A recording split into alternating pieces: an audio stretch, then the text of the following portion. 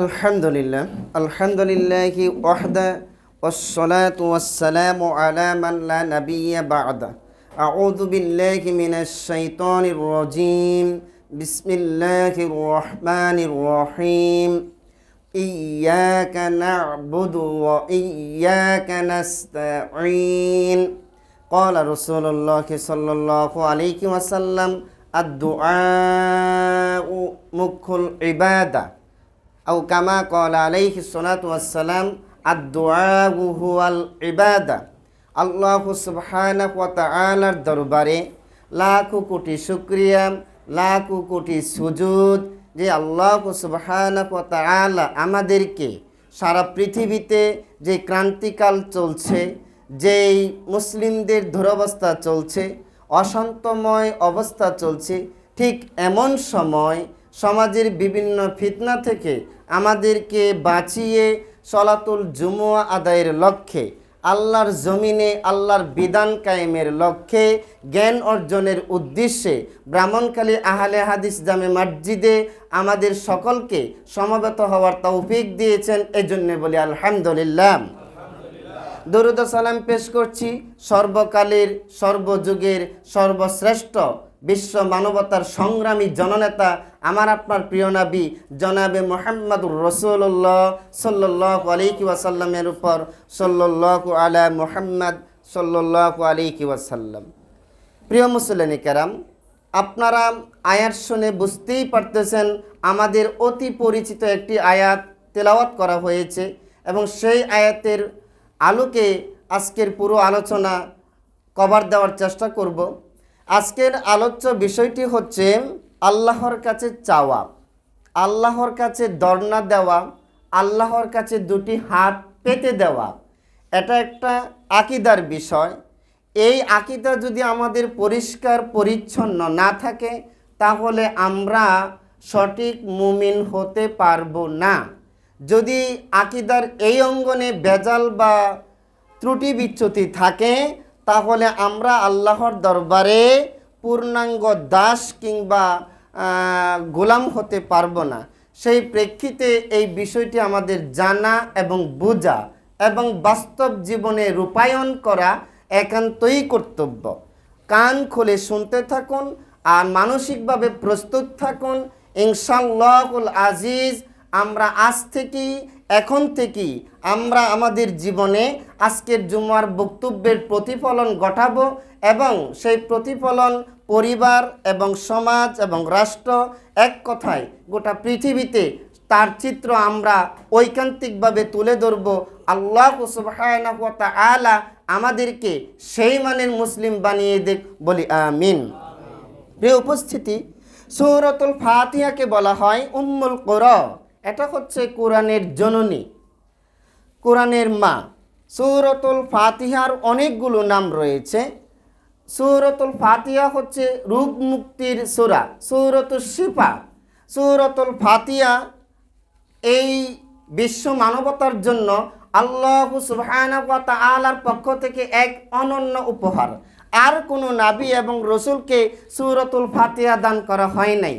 হাদিসে এসেছে সূরাতুল ফাতিহা এবং সূরাতুল বাকারার শেষের দুটি আয়াত আমানার রাসূলু বিমা উনজিলা ইলাইহি মির রাব্বিহি ওয়াল মুমিনুন থেকে একবারে ওই শেষের অংশটুকু পর্যন্ত এই দুটি আয়াত এবং সূরাতুল ফাতিহা, এই দুইটা কোনো রসুল কোনো নবীকে দেওয়া হয় নাই। এই দুইটা জিনিস কেবলমাত্র আমাদের নাবিকে দেওয়া হয়েছে। সেই নাবির উম্মত হিসাবে আমরাও ভাগিদার হয়েছি।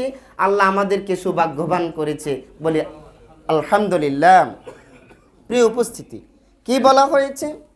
সূরাতুল ফাতিহার 5 নম্বর আয়াত হচ্ছে আকীদার অংশ। ইয়্যাকা না'বুদু, আমরা কেবলই তোমারই ইবাদত করি, তোমারই হুকুম মেনে চলি। ওয়া ইয়্যাকা নাস্তাঈন, এবং শুধুমাত্র তোমার কাছে সাহায্য চাই। বাংলা ব্যাকরণে উ এবং এই দুইটার মধ্যে আকাশ জমিনের মতো পার্থক্য রয়েছে, রাত দিনের মতো ব্যবধান রয়েছে। যেমন আমি, তুমি, উ, সে। আমি তুমি এবং তাহারা, আমি তুমি উ এহারা তাহারা, তাহলে উ দিয়ে আরও অনেকগুলোকে যুক্ত করা হয়। আর যদি বলি আমি ই বাস, যদি বলি তুমি ই বাস, এই এটা একদম বাধ্যতামূলক এবং এটা খস একবারে নির্দিষ্ট। সুতরাং আমি তোমার ইবাদত করি, ও তাহার ইবাদত করি, তাহলে উ দিয়ে আরও কিছুকে যুক্ত করা হয়, কনজাংশন এটা। তো আর যদি বলা হয় তোমার এই ইবাদত করি, আমি তোমারও কর্মচারী তারও কর্মচারী, এক ব্যক্তি দুজনের কর্মচারী একসাথে হওয়া যায় না, কর্মচারী একজনের হওয়া লাগবে। তাহলে আমি এরও বান্দা তাহারও বান্দা, জি না, আমি এরও বান্দা নই তাহারও বান্দা নই, আমি একজনেরই বান্দা, সেটা হচ্ছে আল্লাহ। তাহলে আমরা আমাদের জাগতিক জীবনের যত কাজগুলি করি সেটা যদি কোরআন এবং সুন্নাহর আলোকে হয়ে থাকে সেটা ইবাদত। এটাকে বলা হয় ইয়াকা না'বুদু, আমরা কেবলই তোমারই ইবাদত করি, শুধুমাত্র তোমারই ইবাদত করি। ওয়া ইয়াকা নাস্তাঈন, এবং শুধুমাত্র তোমারই কাছে সাহায্য চাই। প্রিয় উপস্থিতি, যার কথা মোতাবেক আমরা চলি তার কাছে সাহায্য চাওয়া বাঞ্ছনীয়, বাস্তবতার দাবিও তাই। পরিবারে যিনি কামাই করেন, রোজগার করেন, তার কথা মোতাবেক যদি না চলা হয় তাহলে কি তার সন্তোষভাজন অবস্থায় থাকা যায়?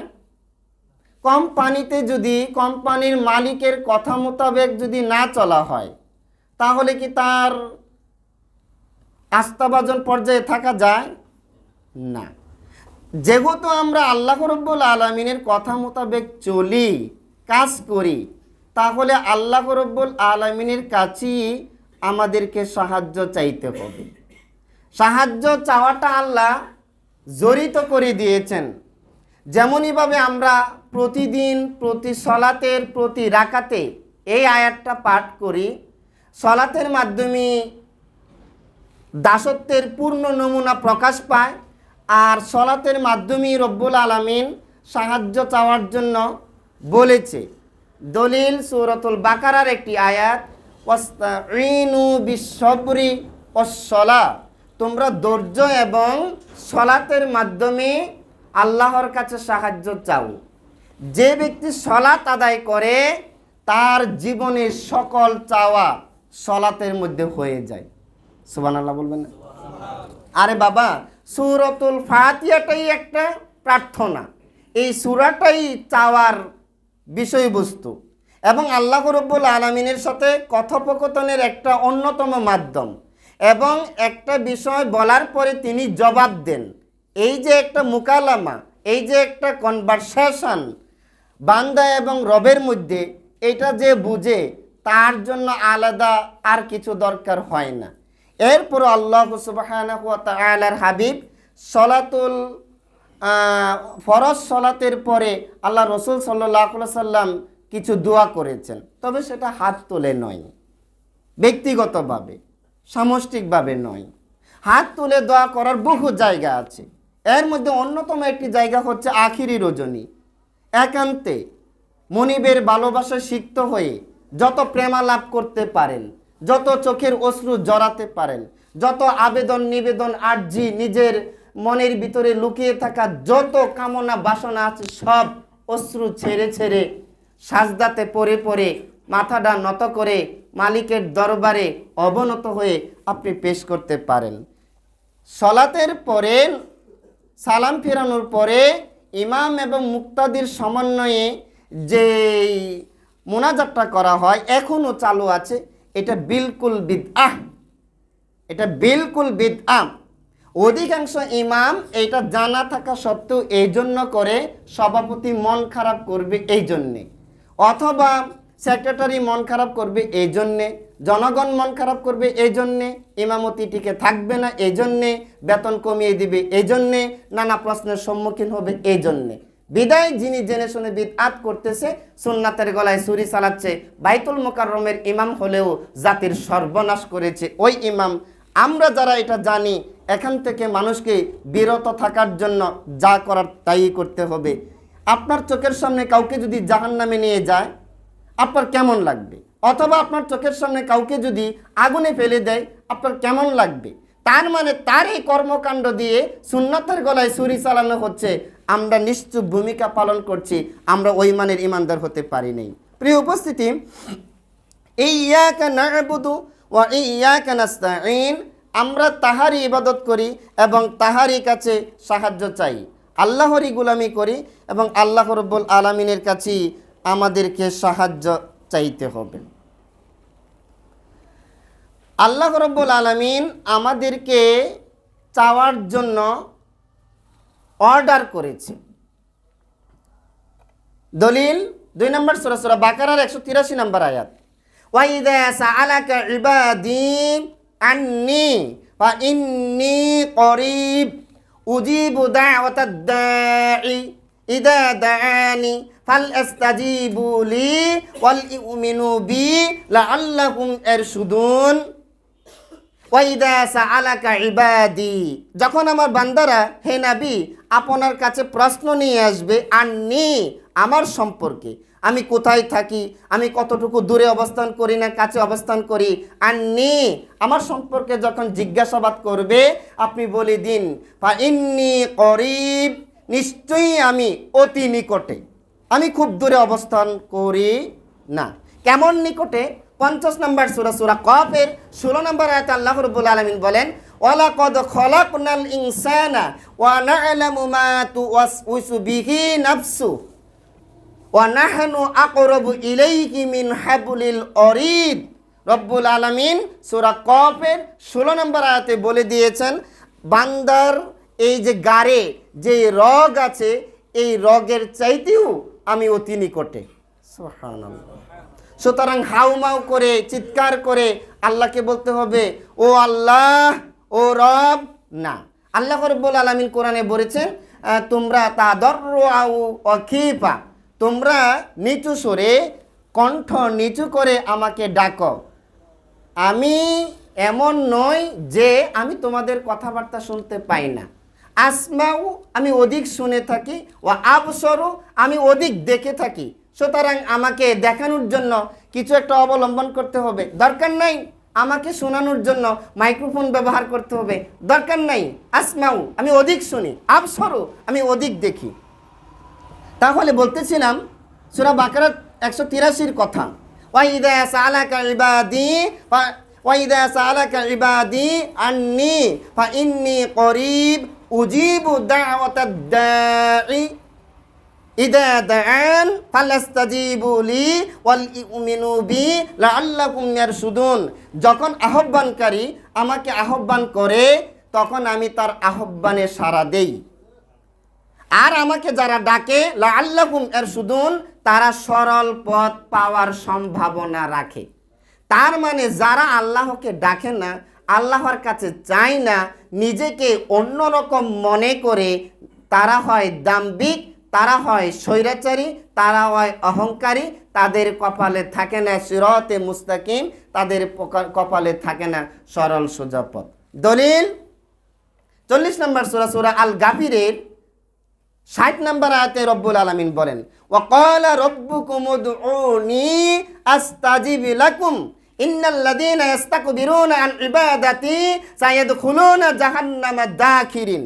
ওয়া ক্বালা রাব্বুকুম উদউনি, আর তোমাদের রব তোমাদেরকে বলল, ওয়া ক্বালা, তিনি বলল, রাব্বুকুম উদউনি, তোমাদের রব বলল, উদউনি, আমাকে ডাকো, ফাস্তাজিব লাকুম, আমি তোমাদের ডাকে জবাব দিব, আমি তোমাদের ডাকে সাড়া দিব। আমরা কত মানববন্ধন করি, কত আবেদন নিবেদন করি, কত স্মারকলিপি প্রেরণ করি, 6 মাস আগে করলে 6 বছর পরেও সাড়া পাওয়া যায় না। মনে মনে ধরলে একটা কিছু করে, আর না হয় ব্রিফকেসে আটকিয়ে দেয়। আর আল্লাহ রাব্বুল আলামিন বলেছে, উদউনি, আমাকে ডাকো, ফাস্তাজিব লাকুম, ফাব ব্যবহার হয় দ্রুততার জন্য, শীঘ্রই বোঝানোর জন্য। আমি বেশি দেরি করব না, ফাস্তাজবিলাকুম, স্বতঃস্ফূর্তভাবে আমি তোমাদের ডাকে সাড়া দেব।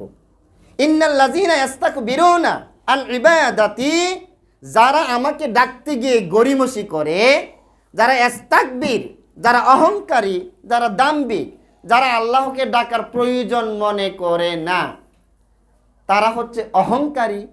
আর অহংকারী নিজেকে স্বয়ং সম্পূর্ণ মনে করে। অহংকার বলা হয় যাদের টাকা আছে, অর্থাৎ আমার তোর কাছে যাওয়া লাগবে না টাকার জন্য, সে টাকার দিক থেকে অহংকারী। আমার আছে প্রচুর কাপড়, কাপড়ের জন্য তোর কাছে যাওয়া লাগবে না, সে হচ্ছে অহংকারী। আমার হচ্ছে প্রচুর বাড়ি, বাড়ির জন্য তোর কাছে যাওয়া লাগবে না, সে হচ্ছে অহংকারী। আমার আছে প্রচুর গাড়ি, গাড়ির জন্য তোর কাছে যাওয়া লাগবে না, সে হচ্ছে অহংকারী। ইন্নাল্লাযীনা, নিশ্চয়ই যারা, ইস্তাকবিরুনা, যারা অহংকার অধ্যত প্রদর্শন করে, আন ইবাদাতি, আমার ইবাদতের ব্যাপারে, সায়াদখুলুনা, খুব তাড়াতাড়ি তাদেরকে জাহান্নামে দাখিল করব, দাখিরিন, লাঞ্ছিত, বঞ্চিত, অপমানিত অবস্থায় জাহান্নামে দিব। জাহান্নামে দিব এইরকম না, গো টু হেল, যাও না, গুতায়া লাত্তায়া, আঞ্চলিক ভাষায় গুতায়া লাত্তায়া, ধাক্কায় ধাক্কায় জাহান্নামে দেবে। দলিল সূরা জুমারে আল্লাহ পাক বলছে, ওয়াসিকাল্লাযীনা কাফারু ইলা জাহান্নামা যুমারা, ধাক্কায় ধাক্কায় নেওয়া হবে, দলে দলে নেওয়া হবে, হাঁকিয়ে হাঁকিয়ে নেওয়া হবে। তো আল্লাহ বলেই রাখছে। তাহলে যারা আল্লাহর কাছে সাহায্য চায় না, যারা আল্লাহকে ডাকে না, নিজেকে স্বয়ং সম্পূর্ণ মনে করে, এরা হচ্ছে অহংকারী। অহংকারীর জায়গা হচ্ছে জাহান্নাম। আল্লাহ রাব্বুল আলামিন অহংকারীদের ব্যাপারে বলেন, ইন্নাল্লাহা লা ইউহিব্বু কুল্লা মুখতালিন ফাকুর, নিশ্চয়ই আল্লাহ তাআলা প্রত্যেকটা ফখরওয়ালা ব্যক্তিকে, অহংকারীওয়ালা ব্যক্তিকে আল্লাহ ভালোবাসেন না। ইন্নাল্লাহা লা ইউহিব্বুজ জালিমিন, অহংকারীরা হয় জালিম, আর জালিমকে আল্লাহ রাব্বুল আলামিন পছন্দ করেন না। তাদের জায়গা জাহান্নাম। দুনিয়াতেও তাদের মানুষের ধিক্কার পায়, টাকার বড়াই করে, ভালোবাসা পায় না, মানুষের অন্তরে তার জায়গা থাকে না, আর পরকালেও সে জাহান্নামে থাকবে এবং লাঞ্ছিত অবস্থায় থাকবে। প্রিয় উপস্থিতি, ইয়্যাকা না'বুদু ওয়া ইয়্যাকা নাস্তাঈন, আমরা তোমারই ইবাদত করি এবং তোমারই কাছে সাহায্য চাই। আল্লাহ রাব্বুল আলামিনের কাছেই আমাদেরকে সাহায্য চাইতে হবে। লক্ষ্য করুন, রাসূল আকরাম সাল্লাল্লাহু আলাইহি সাল্লাম সালাম ফিরানোর পরই বলতেন, আল্লাহুম্মা ইন্নী আসআলুকা ইলমান নাফিয়া ওয়া রিজকান তাইয়্যিবা ওয়া আমালান মুতাকাব্বালা। আল্লাহুম্মা, হে আল্লাহ, ইন্নী, নিশ্চয়ই আমি, আসআলুকা, আপনার কাছে চাচ্ছি, ইলমান নাফিয়া, উপকারী জ্ঞান, উপকারী ইলম, ওয়া রিজকান তাইয়্যিবা, আমি পবিত্র রিজিক চাচ্ছি। বোঝা গেল রিজিকের মধ্যে ঝামেলা আছে, বোঝা গেল বিদ্যার মধ্যেও ঝামেলা আছে। ওয়া আমালান মুতাকাব্বালা, এবং যে আমল গ্রহণযোগ্য হয়, কবুল হয়, আমি এমন আমল করার তৌফিক চাচ্ছি। তাহলে বোঝা গেল আমলও বেজাল চলে, রিজিকেও বেজাল আছে, আমলও বেজাল আছে, ইলমেও বেজাল আছে। এই জন্য বেজাল মুক্ত আমল এবং বেজাল মুক্ত রিজক এবং বেজাল মুক্ত বিদ্যা, তিনটার জন্য সালাম ফিরানোর পরপরই জগতের সর্বশ্রেষ্ঠ মহামানব জনাবে মুহাম্মদুর রাসূলুল্লাহ সাল্লাল্লাহু আলাইহি সাল্লাম বলতেন, আল্লাহুম্মা ইন্নী আসআলুকা ইলমান নাফিয়া ওয়া রিজকান তাইয়্যিবা ওয়া আমালান মুতাকাব্বালা। সুবহানাল্লাহ। তাহলে বোঝা গেল চাওয়ার ব্যাপারটা রবের কাছেই চাইতে হবে। তিনি তত্ত্বাবধায়ক, তিনি অভিভাবক, তিনি মালিক, তিনি সর্বজান্তা। এই ব্যাপারটা অন্য কারো দিকে নেওয়া যাবে না। অন্য কারো দিকে নিতে গেলেই আকীদার মধ্যে বেজাল ঘটবে। পীরের কাছে হোক, মন্ত্রীর কাছে হোক, সরকারের কাছে হোক, বড় ভাইয়ের কাছে হোক, আমেরিকার কাছে হোক, এটা একটা বেজালের ব্যাপার। সামনের আলোচনা তো আসতে যাচ্ছে, খেয়াল করে শুনবেন। প্রিয় উপস্থিতি, শুধু তাই নয়, আল্লাহর রাসূল সাল্লাল্লাহু আলাইহি সাল্লাম বলেছেন, আল্লাহুম্মা লা মানিয়া লিমা আ'তাইতা ওয়ালা মু'তিয়া লিমা মানা'তা ওয়ালা ইয়ানফা'ু যাল জাদ্দি মিনকাল জাদ। অর্থাৎ আল্লাহুম্মা লা মানিয়া লিমা আ'তাইতা, হে আল্লাহ, তুমি যা দিতে চাও পৃথিবীর কেউ সেটা বাধা দিয়ে রাখতে পারে না। ওয়ালা মু'তিয়া লিমা মানা'তা, আর অন্য তুমি যদি কোনো কিছু দিতে না চাও, পৃথিবীর কেউ সেটা দিতে পারে না। তুমি যেটা দিতে চাও এটা কেউ রোধ করতে পারে না। তুমি যেটা দিতে চাও না এটা পৃথিবীর কেউ দিতে পারে না। কত সুন্দর কথা। আল্লাহুম্মা লা মানিয়া লিমা আতাইতা ওয়ালা মুতিয়া লিমা মানাতা ওয়ালা ইনফাউ যাল জাদ্দি মিনকাল জাদ। কোন সম্পদশালীর সম্পদ মানে তাকে প্রতিহত করতে পারে না। সম্পদ থাকলেই আমাকে দিতে পারবে না যদি আমার কপালে সেটা না থাকে। আর পৃথিবীর সমস্ত মানুষ যদি আমাকে কিছু দিতে চায় দিতে পারবে না। প্রিয় উপস্থিতি, তাহলে বোঝা গেল আল্লাহ রাব্বুল আলামিনের কাছে চাইতে হবে এবং অন্য কারো কাছে চাওয়া যাবে না। যদি চাই তাহলে সেটা হবে শিরক। আর শিরক মানে আকীদাকে টক্কর দেওয়া, আকীদার সাথে জঞ্জালে লিপ্ত হওয়া। শিরক মানেই হলো ঈমান ভঙ্গের কারণ। আর ঈমান না থাকলে তো আর আপনি মুমিন না। আর মুমিন না থাকলে আপনার সিয়াম, রুকু, সাজদা, যাকাত, মাদ্রাসা, কুরবানি কিছুই গ্রান্টেড না, সব বৃথা। কেন? আল্লাহ রাব্বুল আলামিনের কাছে আপনি কেন চাইলেন না? বান্দাকে এই সবক দেওয়াই হয়েছে, বান্দা তুই বুঝে শুনে কথাটা বলবে, ইয়াকা না'বুদু, ইয়াকা না'বুদু ওয়া ইয়াকা নাস্তাঈন। গোলামি চলবে আমার। আর গোলামকে কিভাবে সন্তুষ্ট করা লাগে, কি দেওয়া লাগে, তার কি চাহিদা, তার কি প্রয়োজন, তার মনোবাসনা, তার কামনা, এইগুলি তো আমি আল্লাহ জানি। যেহেতু আমি ইন্নাহু আলিমুম বিদাতিস সুদূর, যেহেতু আমি এইটা ক্ষমতা রাখি, এই জন্য বান্দার চাওয়ার ব্যাপারটা আমি বুঝি। এটা পীর বুঝে না। মরা পীরে এটা কি বুঝবে? জেতা পীরে এটা কি বুঝবে?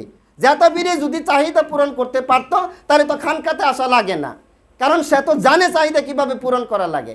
খানকাটা দিয়েছে, ইয়া খাজা কুস্তু আজা পেট্টু বর্জা, খানকাটা দিয়েছে কেউ যেন মুরগি নিয়ে আসে আমার যাতে মুরগি কিনা না লাগে। খানকাটা দিয়েছে এই জন্য কেউ খাসি নিয়ে আসক আমার যাতে খাসির গুস্ত কিনা না লাগে। গরু নিয়ে আসক আমার যাতে গরু কিনতে না লাগে। মোমবাতি নিয়ে আসক, কারেন্ট না থাকলে আমি যেন 10 বছর মোমবাতির আলোকে চলতে পারি। কেউ এই রকমভাবে চাউল নিয়ে আসক, চাউলের কেজি যদি 500 টাকাও হয় আমার তো শেষ নাই, মুড়িদানের অভাব নাই, চাউল আসতেই আছে। খানকা বসানোর মানেই হলো বিনা পুঁজির ব্যবসা। খানকা বসানোর মানেই হলো বিনা পরিশ্রমে নিজে চলা এবং 14 গোষ্ঠী চালানো। এই কাজ আমাদেরকে থামিয়ে দিতে হবে। এটা মুজাহিদদের কাজ হবে, এটা জুমার খুতবা যারা শুনে তাদের কাজ হবে, যারা ঈমান আনে। আর যারা বলে ইয়াকা না'বুদু ওয়া ইয়াকা নাস্তাঈন, তাদের 1 নম্বর কাজ হবে এই জমিনে কোনো খানকা চলতে দেওয়া হবে না, এই জমিনে কোনো শিরক চলতে দেওয়া হবে না, বিদআত চলতে দেওয়া হবে না, কুফরি চলতে দেওয়া হবে না। ইমানদার মানেই হলো সমস্ত আয়োজনের বিরুদ্ধে ইলাহি হুকুমত কায়েমের লক্ষ্যে জীবন দিতে হলেও দেওয়া হবে, তবু এই সমস্ত কাজ চলতে দেওয়া হবে না। কথা কোন ঠিক কিনা? তুমি বুঝতে পারো না ইয়াকা না'বুদু ওয়া ইয়াকা নাস্তাঈন কি তুমি বলি আওড়াচ্ছ? কোনোদিন কি যাচাই করেছ? অনুধাবনে নিয়েছ? প্রজ্ঞা তুমি ব্যয় করেছ? সূরা মুলকে আল্লাহ পাক বলেছে আও নাকিলু আও নাসমাউ, যদি আকল খাটাতাম, যদি শুনতাম তাহলে আজকে জাহান্নামের অধিবাসী হতাম না। খাই আর ঘুমাই, আকল তো খাটাই না। সম্মানিত মুসলিম کرام, আল্লাহর কাছেই চাইতে হবে। দলিল 6 নম্বর সূরা আনামের 17 এবং 18 নম্বর আয়াতে আল্লাহ রাব্বুল আলামিন বলেন ওয়া ইয়ামসাসকাল্লাহু বিদুররিন ফালা কাশিফা লাহু ইল্লা হু, ওয়া ইয়ামসাসকাল্লাহু বিদুররিন ফালা কাশিফা লাহু ইল্লা হু। আল্লাহ যদি কারো অমঙ্গল চান, অকল্যাণ চান, তাহলে তাকে কেউ কল্যাণের সন্ধান দিতে পারে না। আল্লাহ কাউকে যদি বিপদ দিতে চান এই বিপদ থেকে কেউ রক্ষা করতে পারবে না। ফালা কাশিফা লাহু, তার জন্য কোনো কাশিফ, আরোগ্যকারী, মুক্তিদাতা, ত্রাণকর্তা, সাহায্য করনেওয়ালা কেউ আসবে না ইল্লাহু, তিনি ব্যতীত, একমাত্র আল্লাহ রাব্বুল আলামিন ব্যতীত। এই আয়াত আল্লাহ পাক বলেছে ওয়া ইয়ামসাসকা বিখাইরিন ফাহুয়া আলা কুল্লি শাইইন কাদির ওয়া ইয়ামসাসকা বিখাইরিন, আল্লাহ যদি কারো কল্যাণ চান, ওয়া ইয়ামসাসকা বিখাইরিন ফাহুয়া আলা কুল্লি শাইইন কাদির, তিনি হচ্ছেন সর্ববিষয়ে ক্ষমতাবান। তাহলে আল্লাহ কারো কল্যাণ চাইলে এই কল্যাণ কেউ ঠেকাতেও দলিল রিয়াদুস সলিহিনের প্রথম খণ্ডের 72 নম্বর পৃষ্ঠার মধ্যে এসেছে। রসুল আকরাম সাল্লাল্লাহু আলাইহি সাল্লাম বলেন, একবার ইবনে আব্বাস রসুল সাল্লাল্লাহু আলাইহি সাল্লামের পিছনে বসা ছিল।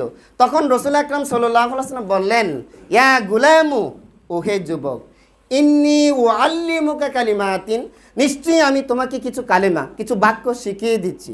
সেটা হচ্ছে ইহফাজিল্লাহা ইহফাজকা, তুমি আল্লাহর বিধিবিধানের অনুসরণ করো, তাহলে আল্লাহ তোমাকে রক্ষণাবেক্ষণ করবে, আল্লাহ তোমাকে মুক্ত রাখবে নানা ঝামেলা থেকে। ইহফাজিল্লাহা তাজিদহু তুজাহাক, যদি তুমি আল্লাহকে স্মরণ করো, আল্লাহর বিধিবিধান মেনে নাও, আল্লাহকে সাথেই পাবে। ইজা সাআলতা ফাসআলিল্লাহ, যখন তুমি কোনো কিছু চাইবে আল্লাহ রাব্বুল আলামিনের কাছেই চাইবে।